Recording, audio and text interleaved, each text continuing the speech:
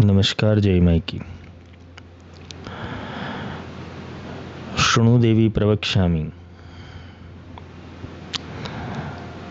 इसका जो अगला विस्तार है, भगवान शंकर माँ पार्वती को वो सारी विद्याएं ज्ञात करवाना चाहते थे कि जहां वो ऊर्जा का, वो शक्ति का, वो केंद्र का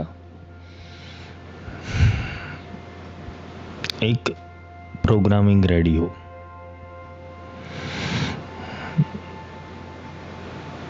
ऊर्जा एक स्वतंत्र रूप है, शक्ति के ऊपर किसी का नियंत्रण नहीं होता। शक्ति स्वच्छंद है। तुम एक छोटे बच्चे की शक्ति को देखो तो स्वतंत्र शक्ति है, उसमें आपको कोई गुण दोष नहीं दिखेगा। वो जो भी कर रहा है वो अपनी बुद्धि अनुसार कर रहा है। धीरे धीरे उसे सिखाया जाता है, उसे ट्रेन किया जाता है। तुम्हारी स्थिति भी कुछ ऐसी है। इस जगत के अंदर तुम अलग अलग संस्कारों से ट्रेन होते हो। तुम्हारे अलग अलग प्रोग्रामिंग है, तुम्हारी अलग अलग विचारधारा है। तुम जिस क्षेत्र के अंदर, जिस स्थान के अंदर, जिस समय के ऊपर तुम पैदा होते हो, उस समय की स्मृतियां तुम्हारे अंदर जिंदा रहती है और वही स्मृति तुम्हारे जीवन का आधार बनती है और उस स्मृति का नाम ही माया कहते हैं। भेदाभेद प्रकृति के अंदर, प्रकृति 3 गुणों से बनी है, सत्व, रज और तमस। इसमें सत्व का रज के अंदर, रज का तमस के अंदर, तमस का सत्व के अंदर। ये त्रिगुण जो अपनी मायाजाल फैलाते हैं वो अनेकों प्रकार से फैलाते हैं।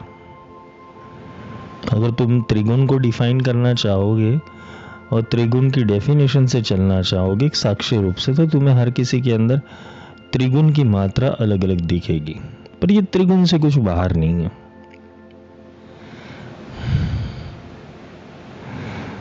भगवान दत्तात्रेय को अत्रि ऋषि का अंश बोला गया है। अत्रि जो त्रि नहीं है, वहां ही दृष्टा पैदा होता है। अत्रि अंशो या करी निमित्त प्रगट्यो जग कारण निश्चित। अत्रि जो त्रिगुण में है लेकिन त्रिगुण से परे है। तुम्हारे अंदर का दृष्टा वही दत्त है, तुम्हारे अंदर का दृष्टा ही गुरु है, तुम्हारे अंदर का दृष्टा ही शिव है। एक होती है साक्षी की अवस्था और एक होती है दृष्टा की अवस्था।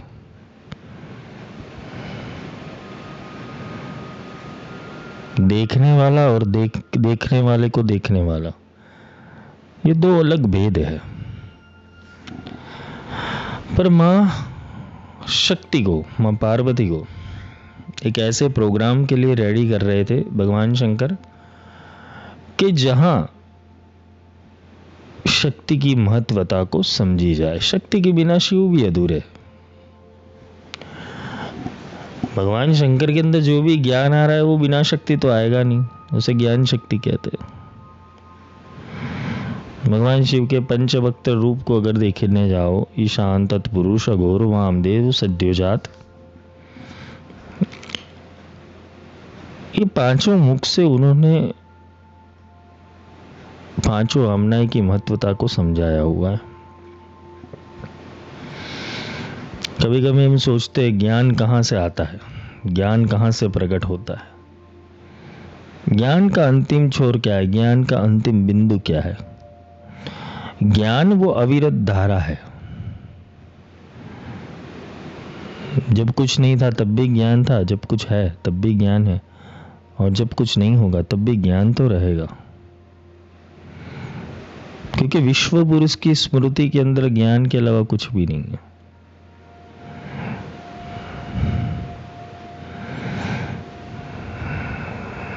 ज्ञान एक आधार स्तंभ है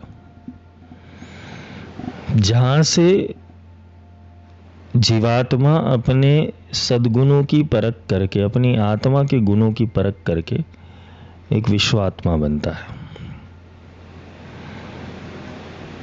जीवात्मा, आत्मा, विश्वात्मा, परमात्मा और चैतन्यात्मा,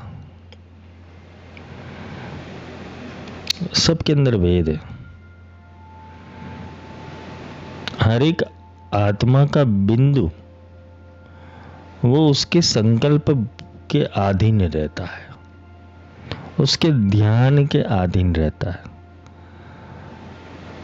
उसकी स्मृति के अधीन रहता है। कभी कभी कोई आध्यात्मिक दर्शन योग मार्ग के अंदर आता है, जब वह अष्टांग योग से रूबरू होता है, जब अपनी भीतर की अंतर्वृत्ति और अंतर चेतस को पहचान लेता है, जब उसे ये बोध हो जाता है कि यहाँ फंसने जैसा कुछ भी नहीं है, जब तुम्हें ये बोध हो जाएगा कि तुम सिर्फ और सिर्फ केवल एक शरीरधारी मनुष्य हो, ये तुम्हें शरीर मिला हुआ है और तुम्हारे अंदर एक प्रोसेसर बैठा हुआ है जो प्रोसेसर तुम्हें जगाने की कोशिश कर रहा है और हर प्रतिदिन तुम्हें नया मौका दे रहा है। वो मौका इसलिए दे रहा है कि अब तुम जाग जाओ, तुम ये सिस्टम से बाहर निकलो, क्योंकि तुम सुख और दुख को बुद्धि से पहचान रहे हो और तुम्हारे अंदर जो बढ़ रहा है, तुम्हारे अंदर जो समझ रहा है, वो बुद्धि से परे है। तुम अपने जीव भाव को छोड़ दोगे तो शिव भाव में आ जाओगे। जो पाशबद्ध है वही जीव है और जो पाश मुक्त है वही सदाशिव है। तुम पाशबद्ध हो, तुम सद्गुणों से के पाश के अंदर भी हो और दुर्गुणों के पाश के अंदर भी हो। ये पाश हर किसी ने अपने गुणों के द्वारा फैलाया हुआ है, चाहे तुम्हें धर्म, चाहे तुम्हारा संप्रदाय, चाहे तुम्हारा मार्ग, चाहे तुम्हारा आध्यात्म, चाहे तुम्हारे पिछले जन्म की स्मृति, चाहे कोई देवता, कोई चाहे शास्त्र, चाहे तुम्हारे बेसिक इंस्टिंक्ट, तुम्हारी बेसिक सेंस, तुम्हारी सिक्स सेंस, तुम्हारी छठी इंद्रिय भी क्यों ना हो, तुम एक योगी अवस्था के अंदर भी क्यों ना पहुंचे हो, लेकिन तुम मूल तत्व के नहीं, मूल तत्व का आधार नहीं जानते हो। योग को साधना और योग से परे होना, ये दोनों घटना के बीच के अंदर, ये दोनों घटना के बीच के अंदर एक अंतर है। योग को साधना और योग से परे हो जाना, जुड़ना और जुड़ जाने के बाद उससे एक कदम आगे निकल जाना। पहले तो जुड़ना पड़ेगा। तो जुड़ना कहाँ है? तुम्हारी अंतरात्मा से। अंतरात्मा कहाँ जुड़ेगा? परमात्मा तत्व से। परमात्मा तत्व कहाँ से जुड़ा हुआ है? तुम उसके एक कदम जब आगे चले जाओगे, उसे परब्रह्मावस्था कहते हैं। गुरु साक्षात परब्रह्म। परब्रह्म की व्याख्या करनी और परब्रह्म को समझाना, वो दोनों ही दुश्वार काम है। इसमें कभी भी कोई गुरु नहीं गिरेगा, क्योंकि परब्रह्म समझ में आता है। परब्रह्म की कोई व्याख्या नहीं हो सकती। क्योंकि समझाने वाला, दिखाने वाला, बोलने वाला, सुनने वाला, रस लेने वाला वो ब्रह्म होता है। और वो रस उसको प्राप्त होता है साक्षी अवस्था के अंदर। साक्षी उस रसों को प्राप्त करके इस जीवन के अंदर कुछ प्रवाह अपने जीवन के अंदर जगत कल्याण हेतु उतारता है, जो शिव ने उतारे। एक सामान्य मनुष्य की कैपेसिटी नहीं है कि इतना सारा ज्ञान अर्जन कर पाए, धारण कर पाए और स्मृति के अंदर किसी को दे पाए। क्योंकि स्मृति के अंदर होगा तो इस स्मृति के द्वारा तुम दे पाओगे।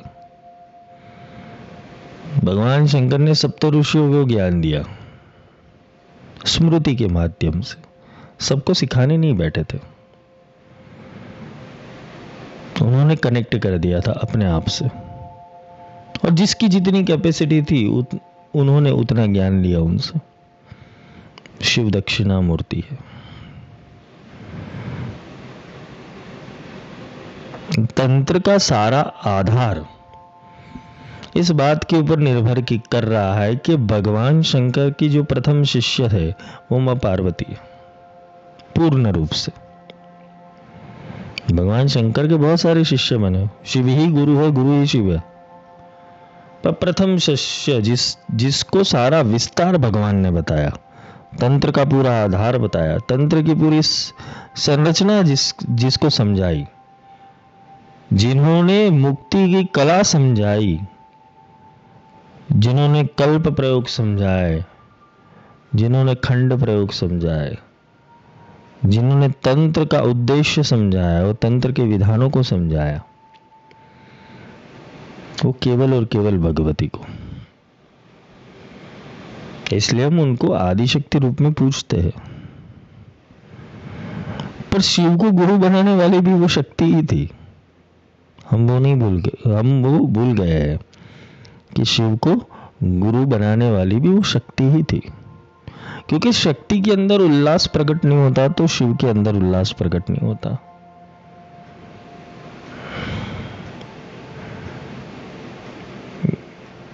यहां मां पार्वती की यात्रा एक साधक की यात्रा है और शिव की यात्रा गुरु की यात्रा है। गुरु तो समुद्र है और शिष्य वो समुद्र के ऊपर, किनारे के ऊपर बैठने वाला एक गोताखोर है।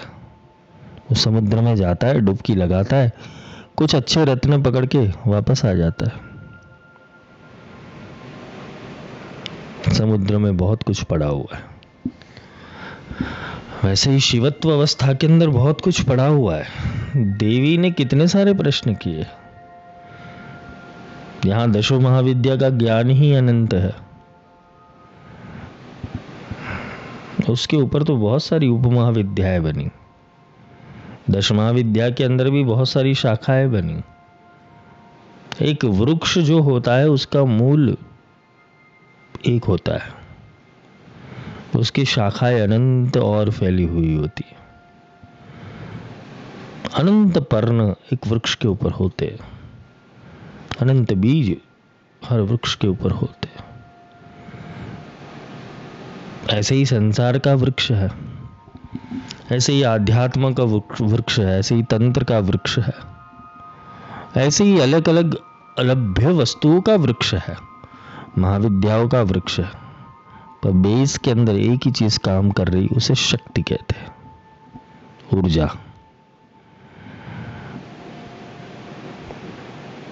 भगवान कृष्ण ने अर्जुन को जब विभूति योग समझाया तब उसके अंदर समझाया था कि जल में रस में हूं, सूर्य के अंदर की तेज में हूं,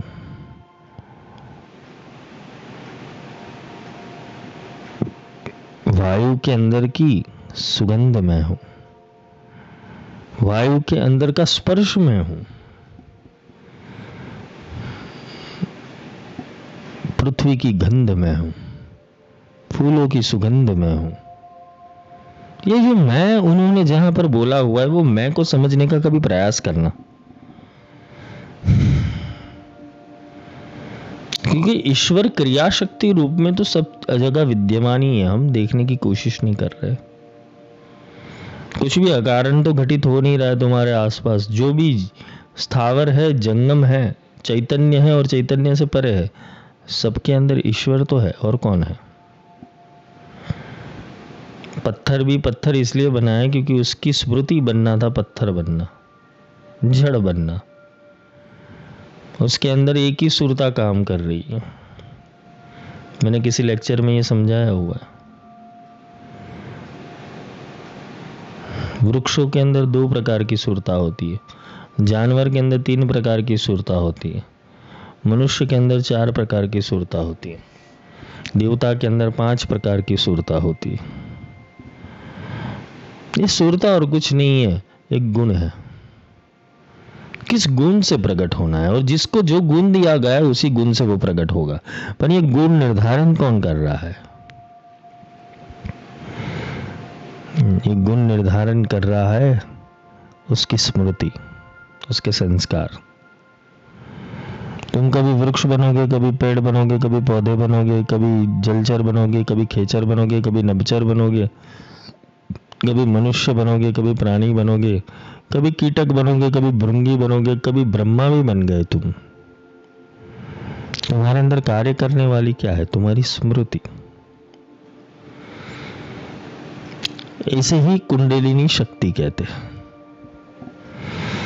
जो अब इंसान अपनी कुंडलिनी शक्ति को साध लेता है, वो सब कुछ साध लेता है, वो सब कुछ चीजें संभव कर सकता है, वो सारी ज्ञान की धाराओं को नीचे उतार सकता है। ये कुंडलिनी और कुछ नहीं, तुम्हारा स्मृति का पटल है।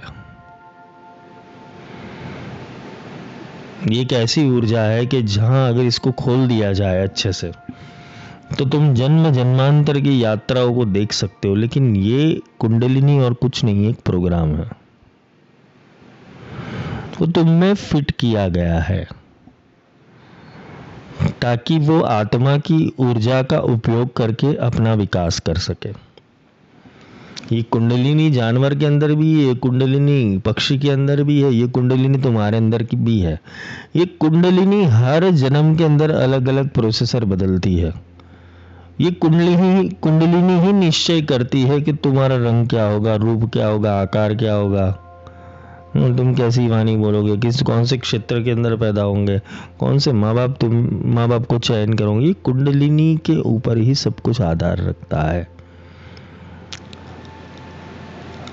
आत्मा तो स्वतंत्र है, आत्मा तो अनेक युगों से स्वतंत्र ही है और दिव्य आत्मा है, परमात्मा है। पर ये आत्मा के तेज को कैप्चर करने वाली कुंडलिनी होती है, वो ही जीव भाव धारण करके गर्भाधारण संस्कार के अंदर आती है। यहां से वो शक्ति क्रिएट होती है। तुमने रामायण देखा होगा, महाभारत देखा होगा, राम जी का जीवन चरित्र देखा है, कृष्ण का चरित्र देखा है। शेषनाग कभी छोटे बनते, कभी बड़े बनते। राम वो आत्म तत्व है और आत्मा के सामने कुंडलिनी छोटी है, शेष शक्ति।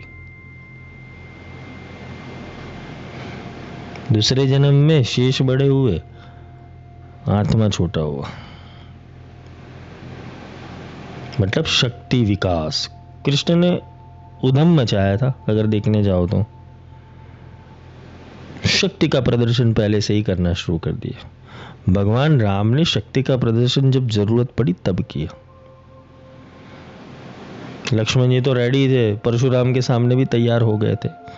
मतलब कुंडलिनी तो शक्ति वहां कार्य कर रही थी, हर चीजों के अंदर, छोटी छोटी चीजों के अंदर साथ दे रही थी। और अगर कुंडलिनी शक्ति के ऊपर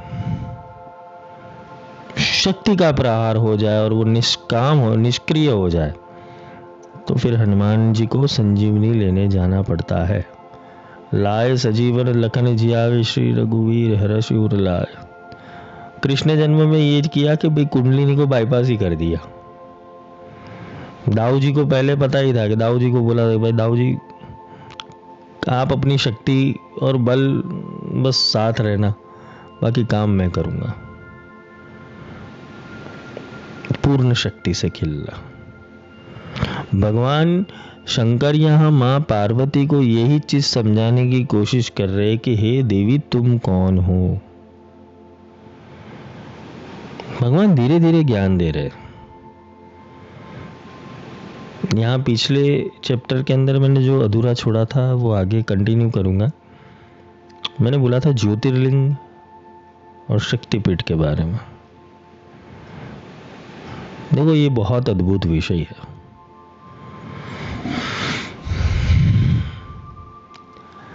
ज्योतिर्लिंग वो रेडियो एक्टिव एलिमेंट है, जिसे बोलते परमाणु की ऊर्जा, अणु की ऊर्जा। वहां पर तुम जो भी डालोगे वो अनंत गुना रेडियो एक्टिव होकर तुम्हें फल प्रदान करता है। इसलिए रुद्राभिषेक का नियम है। और शक्तिपीठ वो वाइब्रेशन है, ज्योतिर्लिंग वो फ्रीक्वेंसी है, शक्तिपीठ वो वाइब्रेशन है।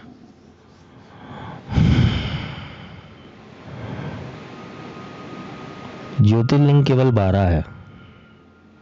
हमारा ध्यान अभी तक नहीं गया कि 12 का महत्व क्या है और 52 का महत्व क्या है। ये 12 प्रकार की अलग अलग फ्रीक्वेंसीज हैं ब्रह्मांड के अंदर। देखो हर ज्योतिर्लिंग का अलग महत्व है। हर ज्योतिर्लिंग की स्थापना अलग अलग लोगों ने की हुई, एक ही लोग ने नहीं की। कोई पर्पस से वो फ्रीक्वेंसी को वहां सेट किया गया है। फ्रीक्वेंसी यानी जो ऊर्जा को धारण कर सके, जहां से ऊर्जा वहन कर सके उसे फ्रीक्वेंसी कहते हैं। जहां ऊर्जा टेलीपोर्ट होती है, इसलिए ज्योतिर्लिंगों का महत्व है। त्र्यंबकेश्वर के अंदर तुम दूसरे कार्य के लिए जा सकते हो, महाकाल में तुम दूसरे कार्य के लिए जा सकते हो, सोमनाथ के अंदर तुम अलग कार्य के लिए जा सकते हो, ओमकारेश्वर में तुम अलग कार्य के लिए। ये फ्रीक्वेंसीज है। वहां जाके वो तुम्हें फ्रीक्वेंसीज मिलेगी और इस फ्रीक्वेंसी में किया गया कर्म तुम्हें फल देता है। महाकाल के सामने हर सिद्धि बैठी हुई है। जो काल के परे है वो हर हाल में सिद्ध है। जो समय को बांध लेता है और समय से परे निकल जाता है वो हर हाल में सिद्ध है। इसलिए सामने हर सिद्धि बैठी हुई है। तुम अगर सारे शक्तिपीठों के अध्ययन करोगे और सारे ज्योतिर्लिंगों का अध्ययन करोगे, कुछ ना कुछ विशेष ज्ञान तुम्हें मिल जाएगा।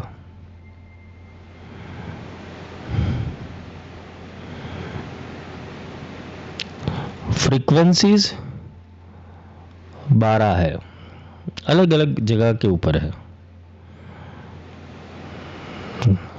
और वाइब्रेशंस 52 है। इसे 52 शक्ति भी के पीठ भी कहते हैं और 52 भैरव पीठ भी कहते हैं, क्योंकि हर शक्ति पीठ के सामने एक भैरव होता है। तो भैरव क्या है? वो कंट्रोलर है, वो फ्रीक्वेंसी का कंट्रोलर है जो वाइब्रेशन को पकड़कर, भैरव क्या करता है? वाइब्रेशन को पकड़ता है और फ्रीक्वेंसी से कनेक्ट करता है। वो भैरव तत्व होता है। इसलिए वो हमेशा शक्ति के द्वार के ऊपर खड़े रहते हैं, शक्ति का रक्षक। हर एक भैरव के अंदर अलग अलग गुण है। ऐसे तो 52 भैरव है, 52 शक्तिपीठ है। हर एक भैरव का अलग गुण है और हर एक शक्ति का एक अलग गुण है।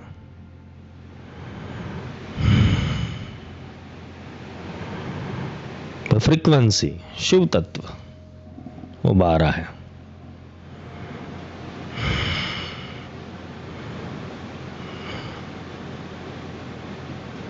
बहुत अलभ्य विषय है, इसके ऊपर कभी चिंतन करना। समय मिलेगा तो इसका भी विस्तार लूंगा, क्योंकि इस विषय में जाने के लिए तुम्हारा दिमाग मैथमेटिक्स और विज्ञान से भरा होना बहुत ज़रूरी है। तुम साधारण भाषाओं के अंदर ये तत्वों को नहीं समझ पाओगे, क्योंकि ईश्वरीय तत्व 36 है। ऐसे तो अनंत तत्व है, लेकिन मूल जो प्रकृति के तत्व है 36 है। 36 तत्वों को समझना बहुत जरूरी है। भगवान शंकर ने मां पार्वती को ये सारे तत्व समझाए और तत्व से तत्व निरूपणम किया और शक्ति को उसके अंदर केंद्रित किया। भगवान शंकर ने जितने भी ध्यान प्रयोग दिए मां पार्वती को, 112 प्रकार के ध्यान प्रयोग दिए विज्ञान भैरव के अंदर।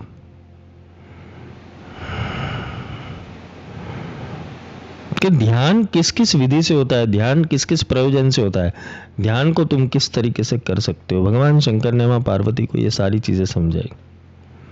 पहले तो गुण तुम्हारे हाथ में होना चाहिए, तुम्हारी कला तुम्हारे हाथ में होनी चाहिए, तुम्हारे भाव तुम्हारे हाथ में होने चाहिए, तुम्हारे विचार तुम्हारे हाथ में होने चाहिए और तुम्हारी एकाग्रता होनी चाहिए। जब ये सबका संपुट एक साथ लग जाएगा ना, उस दिन तुम्हारे अंदर प्रागट्य होगा एक शक्ति का,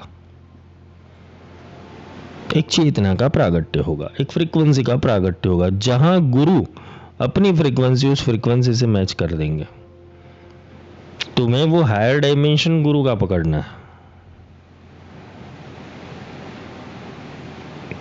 गुरु ऐसा होना चाहिए यहां पर कि जो तुम्हें इस भाषा शैली के अंदर समझा सके और अपनी फ्रीक्वेंसी के अंदर तुम्हें मैच कर पाए।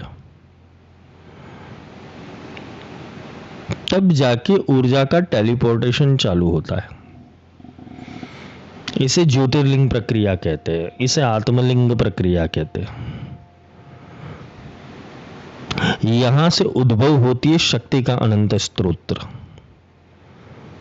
अनंत ज्ञान की धारा प्रकट होना शुरू हो जाती है। क्योंकि तुम सूर्य के सामने बैठोगे तो विटामिन डी तो मुफ्त में ही मिलेगा, तुम गुरु के सामने बैठोगे तो वाइब्रेशन तो मुफ्त में ही मिलने वाला है तुम्हें, पर वो वाइब्रेशन को कैप्चर करने की फ्रीक्वेंसी तुम्हारे अंदर है। 98.3 रेडियो एफएम वालों ने सब जगह के ऊपर अपना गाना 8 बजे कौन सा बजेगा वो सब के अंदर दे दिया, लेकिन जिन लोगों ने अपनी कार के अंदर अपने रेडियो स्टेशन के अंदर वो फ्रीक्वेंसी सेट की है, उनको गाना बजना शुरू हो जाएगा, वही गाना बजेगा जो वो रेडियो स्टेशन में बजा रहे हैं। वैसा ही कुछ गुरु के साथ होता है कि गुरु के अंदर अगर कोई विचारधारा चल रही है, गुरु के अंदर कोई स्मृतियां चल रही है, गुरु के अंदर वो शिव तत्व, कृष्ण तत्व, ऊर्जा, शक्ति, महाविद्या, ये जब सारी चीजें चल रही है, अनेकों भंडार पड़े हुए गुरु के पास, तुमने कौन सी फ्रीक्वेंसी सेट कर दी उनके साथ कि जब चीज सूक्ष्म में भी सोचेंगे तुम्हें टेलीपोर्ट हो जाएगी। और वो ऊर्जा अगर तुम्हें टेलीपोर्ट होगी और वो फ्रीक्वेंसी को तुमने प्राप्त कर लिया तो गुरु सहस्त्र शीर्षा बन जाता है, वहां पर वही विराट पुरुष बन जाता है। वो दशांगुलम के ऊपर ही बैठ जाते हैं, 10 अंगुल ऊपर। तुम्हारा जहां सहस्त्र दल है वहां से 10 अंगुल ऊपर वो गुरु बैठता है, वहां गुरु पादुका होती है।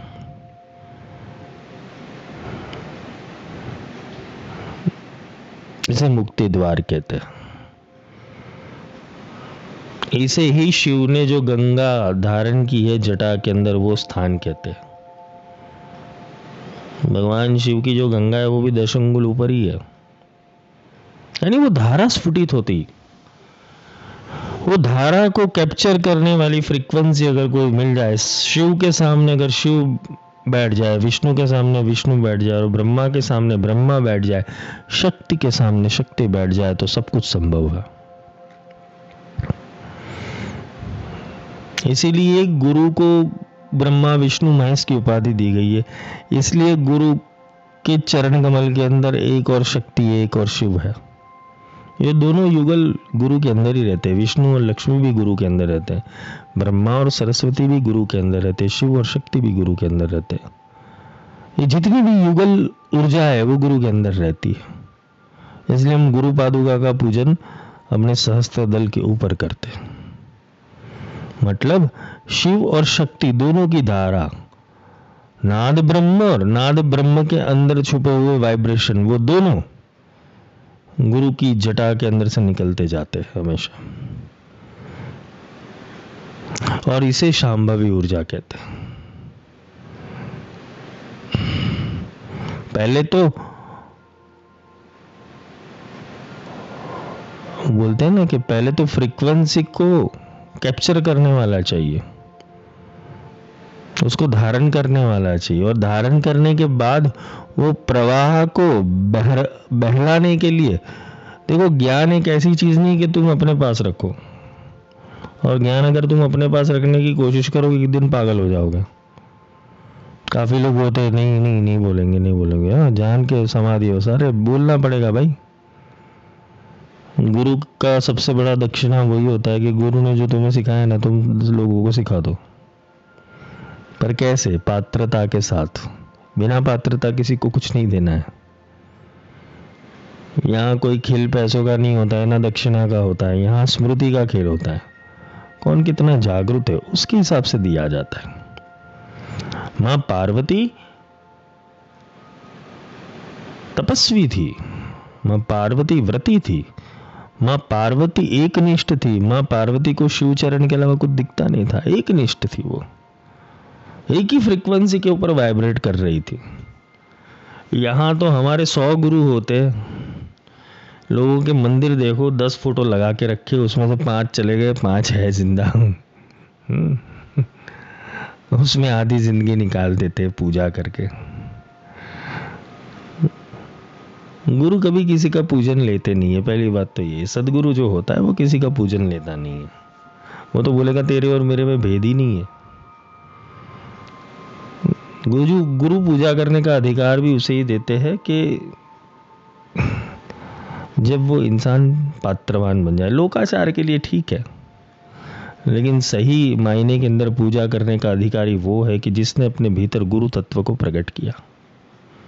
गुरु उसका पूजा ग्रहण करते, उसकी सेवा ग्रहण करते, उसको उससे मांग के खाते कि तेरा हक बनता है, क्योंकि मेरी विद्या चढ़ी इसलिए मैं खाने योग्य हूं।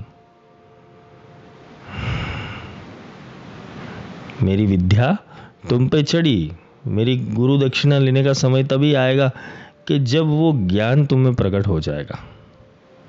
तब तक गुरु दक्षिणा लेना वो गुरु के अधिकार में नहीं होता है। ये शिव शक्ति संवाद है।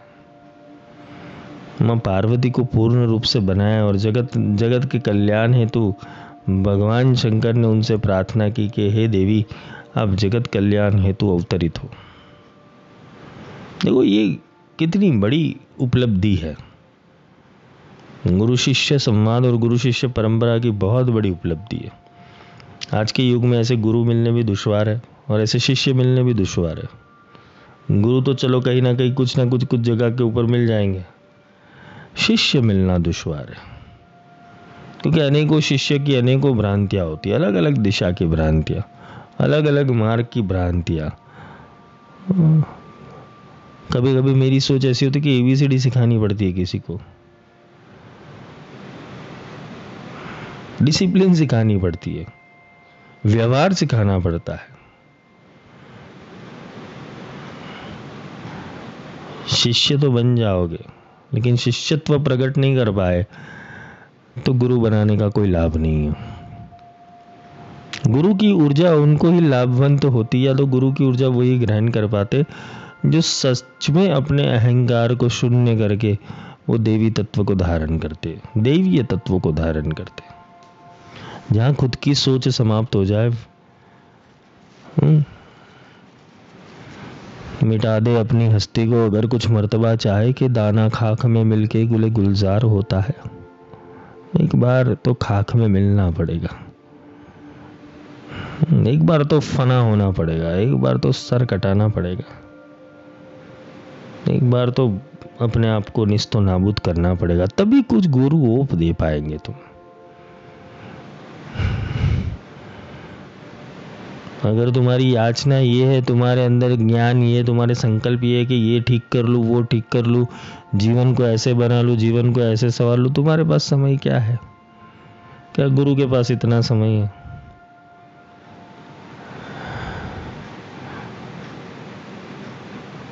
गुरु बनाने के बाद उल्टे दिन गिनना शुरू कर देना कि अब मैं मुक्ति की ओर कैसे बढ़ूं, अपने लक्ष्य की ओर कैसे बढ़ूं, अपने आप के उद्धार की ओर कैसे बढ़ूं।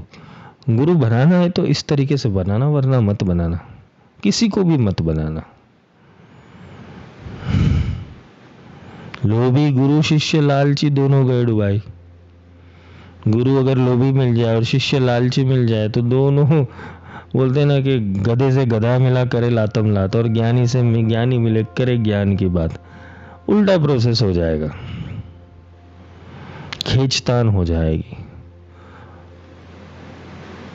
और गलत शिष्य मिल जाए, गुरु कितना भी समझा ले, उसके दिमाग में उतरेगा ही नहीं बीज। बंजर जमीन के ऊपर फसल नहीं उगती है, ये नियम है। ऐसी जिसकी बुद्धि के अंदर आर्द्रता नहीं है, जिसकी बुद्धि के अंदर सीखने की कला नहीं है, जिसकी बुद्धि के अंदर सोचने की क्षमता नहीं है, जिसकी बुद्धि के अंदर स्थिरता नहीं है, एकाग्रता नहीं है, जिसके अंदर सद्गुण नहीं पल रहे, वो शिष्य बनने का अधिकारी नहीं है। और जिसके अंदर ज्ञान नहीं है, जिसके अंदर स्मृति नहीं है, जिसको शांभवी विद्या नहीं आती, जो अपनी विद्या से तुम्हारे अंदर परिवर्तन नहीं कर सकता, जो तुम्हें अंतिम बोध और अंतिम लक्ष्य के दर्शन नहीं करवा सकता, जो तुम्हें जंजालों से मुक्त नहीं कर सकता, वो गुरु भी किसी काम का नहीं।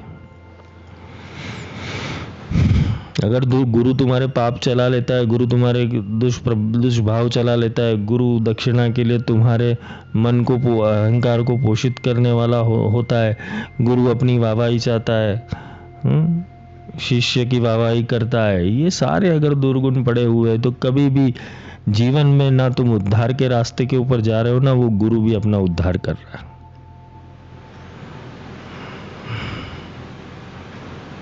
यहां बात फ्रीक्वेंसी की, वाइब्रेशन की और ट्यूनिंग की आती है। यहां बात कौन क्या है उससे लेना देना ही नहीं होता है। तुम स्त्री हो, पुरुष हो, छोटे हो, बड़े हो, वृद्ध हो, किसी काल के अंदर हो, किसी क्षेत्र के अंदर हो, किसी समयाचार के अंदर हो, उससे तुम्हें कोई लेना देना, गुरु को उससे कोई लेना देना नहीं होता। अगर गुरु ये सारी चीजें देखता है तो वो आदमी है, पापी है। गुरु का काम है तुम्हारी फ्रीक्वेंसी सेट करना, तुम्हारी बुद्धि को तेज करना, तुम्हें एकाग्रता देना, तुम्हें ध्यान देना, तुम्हें समझ देना। इसलिए भगवान शंकर बार बार पार्वती को कह रहे हैं कि शृणु देवी प्रवक्ष्यामि, शृणु देवी प्रवक्ष्यामि। भगवान यहाँ प्रशंसा भी कर रहे हैं भगवती की कि तुम्हारे अंदर ये सद्गुण है। गुरु हमेशा शिष्य की प्रशंसा करता है, उनके सद्गुणों की प्रशंसा करते हैं कि तुम्हारे अंदर ये अच्छे गुण है। गुरु शिष्य में अच्छे गुण देखने वाला होना चाहिए, और शिष्य को भी गुरु के अंदर अच्छे गुण ही देखने चाहिए। जो अपने गुरु के दुर्गुण देखे वो तो पापी होता है।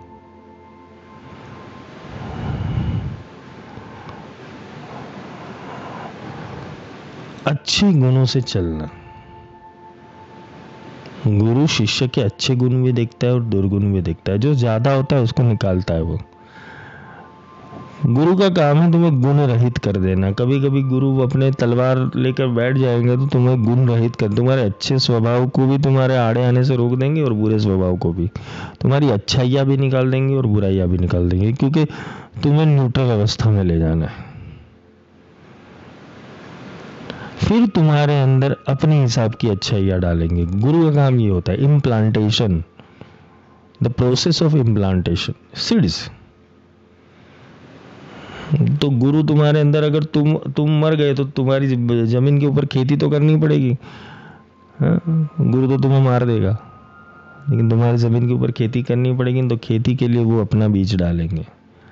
किसी के अंदर परब्रह्म का बीज डालेंगे, किसी के अंदर ब्रह्म का बीज डालेंगे, किसी के अंदर विष्णु का बीज डालेंगे, किसी के अंदर शिव का बीज डालेंगे, किसी के अंदर सदाशिव डालेंगे, किसी के अंदर भैरव डालेंगे।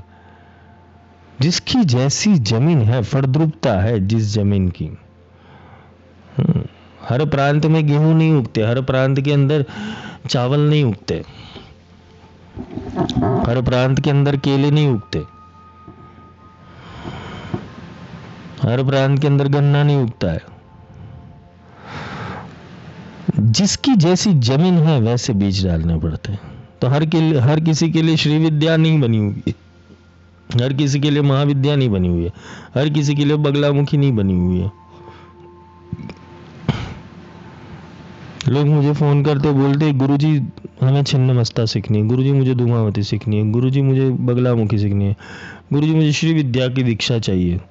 अरे भाई, तुमने ही डिसाइड कर लिया तुम्हें क्या चाहिए। और ऐसे लोगों तो भगवान तौबा बचाए, जिनको ज्ञान ही नहीं है, बेसिक ज्ञान ही नहीं है कि मांगा नहीं जाता है, वो देते हैं गुरु। यहाँ क्रम उल्टा है। तुम्हारे अनुरूप जो चीज होगी वो गुरु तुम्हें देंगे, तुम मांगोगे वो नहीं देंगे। 2-3 दिन पहले एक मैसेज था, गुरुजी मुझे ब्रह्मास्त्र सीखना है। अरे वाह, क्या करोगे ब्रह्मास्त्र सीख के? तुम चीटी के ऊपर भी ब्रह्मास्त्र चला दो, बुद्धि तो छोटी है। वरदान भी उसको दिया जाता है ना जो वरदान के लायक होता है। सीधा ही ब्रह्मास्त्र चाहिए। अरे भाई बेसिक्स थिंग्स तो सीख पहले।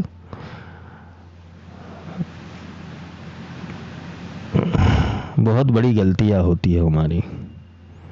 गुरु के पास खाली होकर बैठो। जैसे भगवती बैठी थी भगवान शिव के सामने शांति से सुनने के लिए, एकाग्रता भाव से। हाँ देव बोलो। और प्रश्न भी उठता है तो निवेदन से उठता है। तुम्हारे प्रश्न कैसे है? अगर तुम सच में शिव जी की प्राप्ति करना चाहते हो, सच में शक्ति तत्व की प्राप्ति करना चाहते हो, अपने प्रश्नों के ऊपर अनुसंधान करो। तुम्हारे प्रश्न कैसे? तुम्हारे क्या सच में आध्यात्मिक प्रश्न है या सांसारिक प्रश्न है? तुम क्या सच में अपने बदलाव के लिए गुरु को प्रश्न पूछ रहे हो या चिंता के लिए गुरु को प्रश्न पूछ रहे हो? संशय होना या ना समझ होना यह अलग विषय हो गया। जिज्ञासा वश अगर प्रश्न आता है तो गुरु बोलते हैं, उसका उत्तर देते। तुम्हारी जिज्ञासा ही कितनी है? तुम सीखने के लिए कितने तैयार हो? और सीखने का प्रोसेस ऐसा तो नहीं है कि 6 महीने के अंदर कोई कोर्स करके तुम बाहर निकल जाओ। कभी कभी इंसान को 10 साल लग जाते एक पॉइंट को समझने के लिए। अगर कोई चक्र पूजन और सफरिया कर रहा है, 9 चक्र आवरण पूजा, कभी कभी घंटों लग जाते, कभी कभी दिन निकल जाते, महीने निकल जाते, साल निकल जाते। गुरु एक चक्र के बाहर किसी इंसान को नहीं ले जाता जब तक वो चक्र की पूर्णता उसे समझ में ना आए।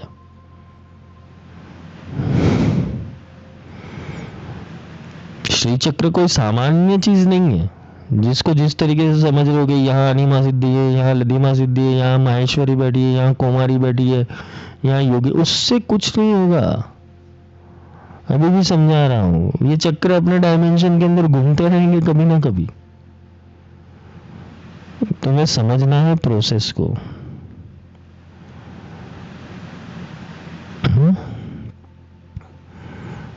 ये तो किसी ने बोला कि माहेश्वरी इधर है, कौमारी इधर है, वैष्णवी इधर है, वाराही इधर है, महालक्ष्मी इधर है, किसी ने बोल दिया तुम्हें।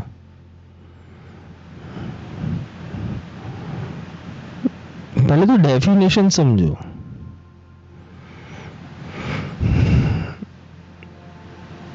प्रैक्टिस तभी जाके करो कोई भी चीज की जब तुम प्रैक्टिस के मोड में आ जाओ। तुम्हें क्लॉकवाइज या एंटी क्लॉकवाइज, ऊपर से नीचे, नीचे से ऊपर कभी भी कहीं पर भी फेंका जाए तो तुम्हारे पास गूगल मैप होना चाहिए कि कहाँ जाना है अभी। क्योंकि सिद्धियां एक्टिवेट होने के अंदर देर नहीं लगती है। प्रॉब्लम ये कि सिद्धियों को कन्विंसिंगली तुम कितना चला पाओगे। जिसको आवर्तन ही पता नहीं है, जिसको क्रम ही पता नहीं है, वो तो बुद्धू का बुद्धू ही रहेगा। वो बस पूरे दिन जप करेगा, अभिषेक करेगा, तर्पण करेगा, बिंदु चक्र पूजन करेगा, बिंदु आवरण पूजा करेगा। चलो ये शुरुआत में ठीक है, फिर क्या? ज्ञान लेने के बाद क्या है? और अगर करना ही है इस तरीके से पूजन और आवरण चक्र पूजन, क्योंकि ये भी एक साइंस है, अगर तुम उसको अच्छे से करो और डीपली करो तो वो सारी सिद्धियां प्रकट होती है। वो जो शब्द बोल रहे हो वो शब्द के साथ, उसके भाव के साथ तुम्हें कनेक्ट करना पड़ेगा। अब तुम्हें वाराही क्या है वही नहीं पता है तो तुम वाराही को आवाहन कैसे करोगे? तुम्हें महालक्ष्मी क्या है वही नहीं पता तो महालक्ष्मी का आवाहन कैसे करोगे? तुम्हें चामुंडा ही पता नहीं है तो चामुंडा का आवाहन होगा कैसे? तुम्हें योगिनी तत्व ही नहीं पता है प्रगट योगिनी, गुप्त योगिनी, गुप्ततर योगिनी, कुलोत्तीर्ण योगिनी, संप्रदाय योगिनी। तुम्हें योगिनियों के बारे में ही नहीं पता है, तुम श्री चक्र साधोगे कैसे? बोलने से साध नहीं पाओगे, ऐसे ही समझना पड़ेगा, उसकी गंध समझनी पड़ेगी। सर्वसम्मोहन चक्र कैसे चलता है, सर्वशाप परिपूरित चक्र कैसे चलता है, त्रैलोक्य मोहन कैसे चलता है, सर्व सौभाग्यदायक चक्र कैसे चलता है, ये सारी चीजें समझनी पड़ेगी। ऐसे नहीं होता है कि तुमने कर दिया और तुमने नाम बोल दिया वो चीज जागृत हो जाए, ऐसा नहीं है। मैकेनिज्म समझना पड़ेगा, क्योंकि तुम अगर शिष्य बन रहे हो किसी सिद्ध गुरु के, तो तुम्हारे पास उतनी स्मृतियां होनी चाहिए कि तुम वो चीज को जगा पाओ। सिद्धि तुम्हारे बल से जागेगी। विश्वामित्री ने गायत्री को अपने बल से जगाया था। अगर तुम्हारा इतना कोशिश है तो तुम भी किसी देवी का प्रागट्य कर सकते हो, अनंत पूजा वाली। तुम्हारे ध्यान में आना चाहिए। भगवान शंकर ने मां पार्वती को यही तो ध्यान में सिखाया था कि कौन सी देवी की कितनी कला है, कितने हाथ है, कितने अस्त्र शस्त्र है, वही तो सिखाया था। उसका ध्यान करो। पर शक्ति तो सब में समान है। किसी के अंदर फंक्शन ज्यादा है, कोई ऑडी है, कोई मर्सिडीज है, कोई BMW है। काम तो रास्ते के ऊपर चलने का ही होता है। कंफर्ट जोन का मामला है ये मामला है आराम का। सिद्धि आराम के लिए मिलती है, हराम के लिए नहीं मिलती। लोग हराम के लिए सिद्धियां लेते, प्रदर्शन करने के लिए लेते, कौतुकबाजी करने के लिए लेते, अपने आप को अहंकारी साबित करने के लिए सिद्धियां लेते। वो सिद्धियों का कोई मूल्य नहीं होता। 2-3 साल चलोगे दुनिया के अंदर, फिर जैसे थे वैसे। और सच में परमात्मा को प्राप्त करना है या परमात्मा को जिज्ञासा बस सीखना है, तो वो सारी कलाओं को धारण करना पड़ेगा जो ब्रह्मांड में छिपी हुई है। तुम अनंत शक्ति को देखना चाहते हो तो पहले तो तुम्हारा मस्तिष्क इतना अनंत बनाओ कि तुम्हारे अंदर वो अनंत चेतना अवतरित हो। तुम रहे कुपमंडुक, कुएं के मेंढक, उसको कैसे बताए चीजें? शृणुदेवी प्रवक्ष्यामि, शिवलिंग, शक्तिपीठ और भैरव, ये 3 को फोकस में रखो। आगे इसका विस्तार लेंगे। जय माई के।